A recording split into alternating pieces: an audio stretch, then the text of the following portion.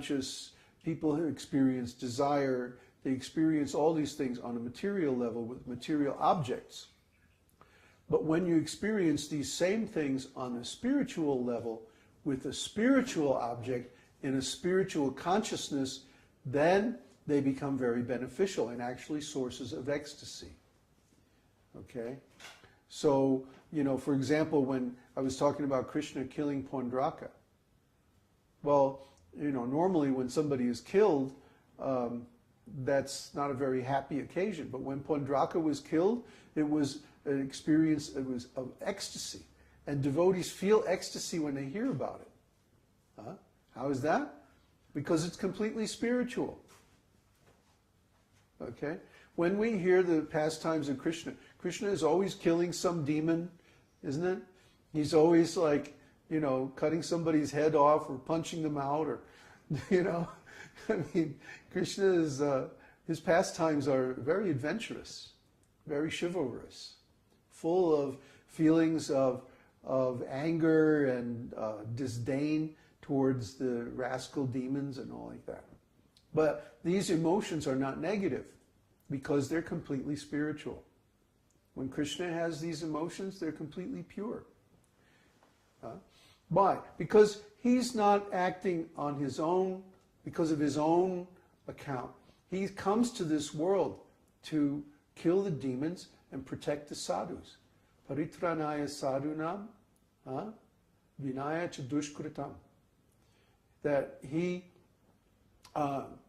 kills the demons and protects the devotees. That's why he comes to this planet. So when he feels these emotions, they're completely pure, because they're out of love for his devotees. Try to understand Krishna's character, or the character of his devotees. Just like when I yell at these boys because they haven't understood or haven't remembered some teaching, right? Am I angry at them? No, not really. I care about them. I want them to learn this and learn it well so that they can also become self-realized. So if I yell at them, it simply is encouraging them to learn this. That I expect them to learn it. I want to hear them rattle these things off. I want them to know it as well as I do. Of course, I'm talking from experience, and they're still in the theoretical stage, mostly. But still, if they know these things, it's going to help them gain self-realization quicker. So you might say, oh, he's angry, he's yelling at them. But no, I'm not really angry. I just want to see them become advanced. I care about them, so I'm pushing them like that. Question from Mike. Mm-hmm. Will we experience cintā, anxiety, right up until self-realization? More and more. Because it seems until that point we will always have non-attainment of our desired. That's right. And that feeling grows and grows. The closer you get to self-realization, the more cintā you have. Mm-hmm. Yeah, because you want it more and more. What's that other one? Amarsha? Autsukya. Ardent desire. Yeah, this just grows more and more the closer you get. In fact, this desire is the cause of attaining self-realization. This anxiety, that, oh, I've been trying all these years and I still haven't got it. Hey, you know, it grows more and more. I mean, really, I run into devotees, and this is always shocking to me. They say, I've been chanting Hare Krishna X number of years, and I'm not any more advanced than I was like 20 years ago. And every time I hear this, I go, like, what have you been doing? See? And I know what they've been doing. They've been in some organization, and they've been engaging in politics instead of devotion. See? I know what they've been doing. They haven't allowed themselves to feel this anxiety that, oh my God, I've been doing this all this time and I'm still not self-realized. This should like keep you up nights, If you can't make any advancement, there must be something terribly wrong.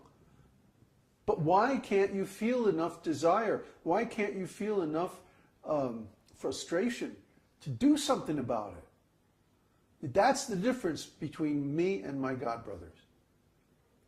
I was going along in the same organization, right? But I couldn't let myself just sit there and engage in politics and raise money and think, everything's all right. I had to arrive. I had to make it. I had to get realized. I couldn't stand just sitting there and not making advancement. I couldn't let myself do it. And I'd keep shaking things up.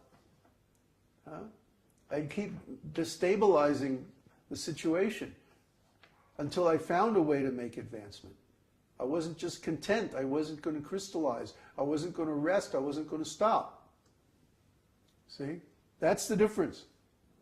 If someone allows themselves to feel these transcendental emotions, even if they're uncomfortable, that's all right. Because they give you the basis to advance more and more. Now, don't be comfortable. Don't let yourself become dry. Keep growing. Keep advancing. Keep feeling that anxiety. Oh, I haven't made it yet. I have to do something. I have to change. I have to grow. That's the thing. Don't ever become complacent. Next question? No more questions? I have one question. What then? The Vyabhicari-bhava harsha, which is jubilation from seeing or attaining one's desired object, and the symptoms are madness, horripilation, bewilderment, like that. Why is that not a sattvika bhava? Harsha? Yeah. Like Well, actually, madness and these other symptoms, they are sattvika bhavas. Or in some cases, sanchari-bhavas. Let me see, where is that? Okay. Horripilation, that's sattvika bhava. Perspiration, tears, those are sattvika bhavas. Blossoming of the face, that's a sanchari-bhava. Impassioned outbursts, madness, that's a sanchari-bhava, not sanchari-bhava, anubhava. Inertness, anubhava. Bewilderment, anubhava. So it's like a mix of things? No, try to understand, all these things are related to one another. See?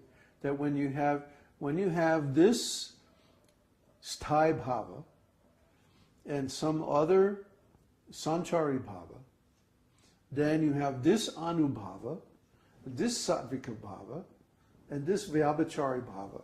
They're all in combination. See? And there are harmonious combinations and unharmonious or disharmonious combinations. And this is also discussed very elaborately in the Nectar of Devotion, right at the end. And there's a whole section on this. Actually, if somebody knows Sanskrit, I always ask them, can you translate the complete Nectar of Devotion into English? Why hasn't anyone done it? I don't know why no one has done it. Well, for one thing, it's big. It's very extensive work. It would be like 3 volumes, at least. What we have in the Nectar of Devotion is just a summary study. The actual thing is much more elaborate. And there are many, many quotations and examples to back it up and so on. Each one of these Vyabhicari-bhavas, for example, has like 2 or 3 examples, shlokas from Shastra. So it's extremely elaborate, very complicated. Like I said, it's going to take centuries to fully absorb all this culture. Even in India, it hasn't been fully absorbed, because this is the contribution of Lord Chaitanya through Rupa and Sanatana Goswami. And it's so extensive and so deep, so complex, that it's going to take centuries to culturally absorb it. We've only begun the process. But to be self-realized, you have to master this rasa science. Most of the other lineages of Vaishnavas, they specialize in one particular rasa or bhava. So you try to understand. But Lord Chaitanya experienced the whole spectrum of different bhavas. See? And the pastimes of Lord Chaitanya are just one different bhava after another after another. So, just like an ocean. That's why it's called Bhakti Rasa Amrita Sindhu. Sindhu means ocean. So even we're going through and extracting these terms from the Reader's Digest version, you know. But to really understand the whole thing, you have to make it into a matrix and see how all the different parts could possibly be connected with one another. There's a danger of elementalism in trying to understand these things without realization.